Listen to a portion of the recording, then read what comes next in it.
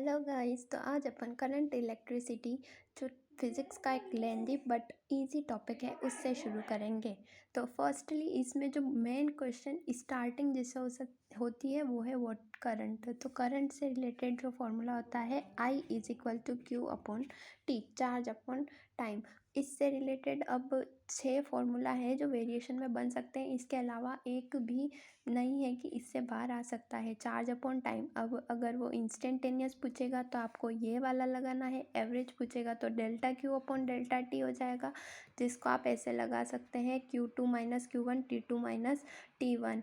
And charge की जगह पे अगर आपको नंबर ऑफ़ इलेक्ट्रॉन दिए जाए तो आप ये वाला फॉर्मूला यूज़ करेंगे, और वहीं आपको सर्कल में पूछा जाए तो ये यहाँ पे I is equal to E upon F है, where F is stand for frequency.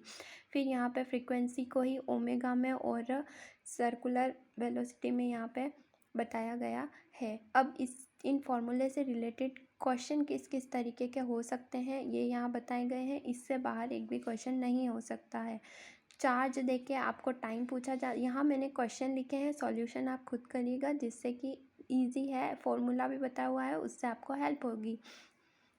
Q दे के आपको आई पूछा जा सकता है। अब आई एट इंस्टेंटेनियस भी पूछा जा सकता है और आई एवरेज भी पूछा जा सकता है। आई एट पूछा जाए तो आपको इंस्टेंटेनियस वाला फॉर्मूला लगाना है, और अगर आई इन 3 सेकेंड्स ऐसा पूछा जाए तो आपको एवरेज वाला फॉर्मूला लगाना है। तो क्यू देके आई पूछा जा सकता है, अगर आई देखे क्यू पूछा हो तो आप इंटीग्रेशन वाला फॉर्मूला लगाएंगे और उसमें नंबर ऑफ़ इलेक्ट्रॉन भी निकालना है तो Q is equal to n करके आप नंबर ऑफ़ इलेक्ट्रॉन भी निकाल सकते हैं।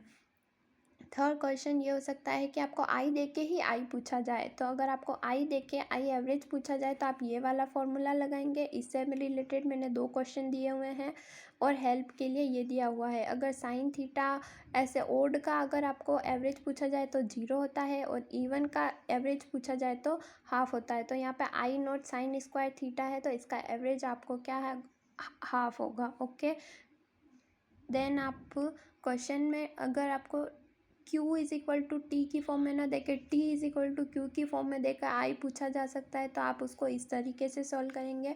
और ग्राफ से रिलेटेड क्वेश्चन पूछे जा सकते हैं। ग्राफ में Q और अगर T का ग्राफ पूछा जाए तो स्लोप जो है वो I के बराबर होगी, और अगर I और T का ग्राफ पूछा जाए तो इसका एरिया जो होगा वो Q टोटल के बराबर होगा।